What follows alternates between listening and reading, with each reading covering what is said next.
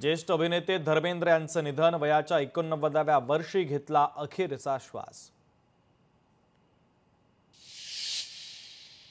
खुदाहाफिज, खुदाहाफिज, खुदाहाफिज। परभणीच्या जिंतूरच्या प्रचार सभेत भाषण संपताच अजित पवार यांचं कार्यकर्त्यांना खुदाहाफिज। पवारांच्या या विधानानं राजकीय वर्तुळात चर्चांना उधाण। प्रारूप मतदार याद्यांवर आदित्य ठाकरेंकडून अनेक प्रश्नचिन्ह, थोड्याच वेळात आदित्य ठाकरे पत्रकार परिषद घेणार। विधानसभेला निवडून आलो नसतो तर इतका त्रास झाला नसता, धनंजय मुंडे यांनी व्यक्त केली खंत।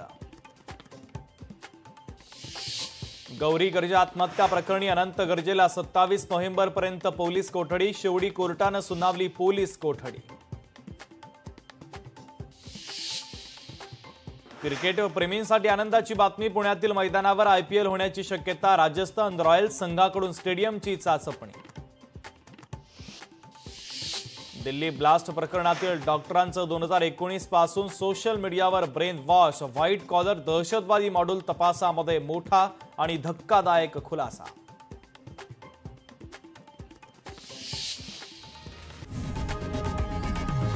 लोकशाही मराठी ऐका, पहा, जागरूक रहा।